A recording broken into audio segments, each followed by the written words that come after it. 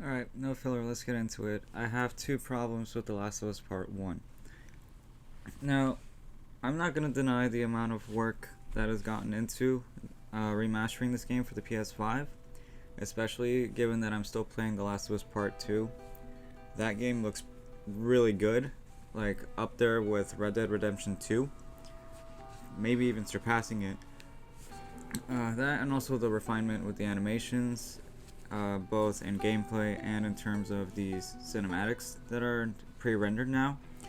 And of course, it also takes advantage of the hardware of the PS5, not just for the fidelity, but to make the transitions between gameplay sections and also the cinematics as smooth as possible.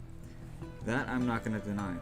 However, I don't necessarily see the reason why Part 1 is both a PS5 exclusive and more focused on generation exclusivity in a sense, and also the price tag that it has for how relatively little content it contains. Now, I played the remaster fairly recently and beat it. I liked it every step of the direction. It was actually the first time that I played it. I knew certain sections of the story, but I wanted to experience it for myself. And experiencing it really is different to playing games as one would expect.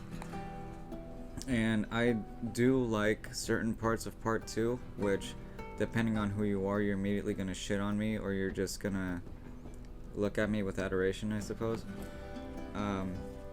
But seeing Part 2 and then looking at Part 1, I'm going to refer to it as Part 1 for the sake of the PS5. I don't really see a reason why the PS4, or a good reason why it shouldn't be allowed for PS4. Like, the reason that I see behind that is to have a version of it exclusive to one generation. Like, the PS3 had the 2013 one, the original Last of Us Part 1, per se. Then there's the remastered one on PS4, and then Part 1 on PS5. So that, to me, that's a pretty weak reason. However, with that said, emphasizing the exclusivity part, I do like that Sony is moving to have Part 1 released and playable for PC users 2 months from now. And Xbox, still gonna miss out though. But the other issue that I want to bring up is also the price tag.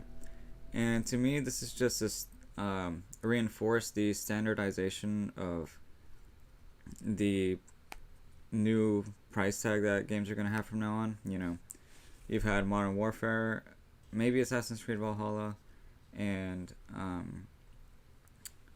some other games that are $70 right now, which I really hate that we're going towards that direction. But I genuinely don't think it deserves to be in a $70 price tag.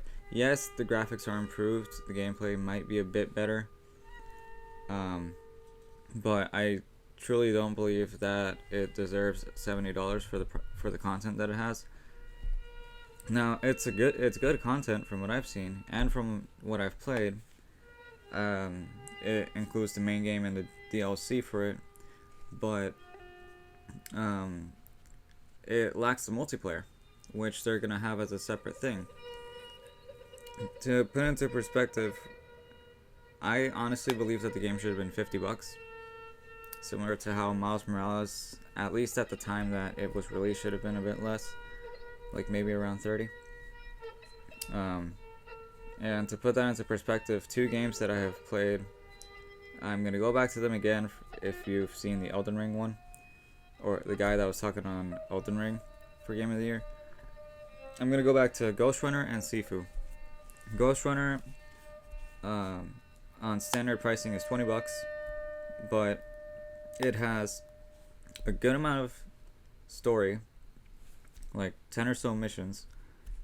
It has time trials, a wave-based mode, and it has a DLC. DLC is paid separately, but even still, That's a good amount of content for 20 bucks. And the gameplay is really satisfying. Sifu, I saw at 40 bucks, but it also has a very satisfying combat system. The visuals are great. It only has 4 levels, but the game is dependent on you being good at it. And anybody that argues that games shouldn't be dependent on you being good at them is just having a pretty frivolous argument, personally speaking. But again, we can rant about that all day as much as we want. But yeah, I don't believe that $70 is worth it for a 20-hour game that is already cheaper on a remaster. Technically speaking, it's a marvel.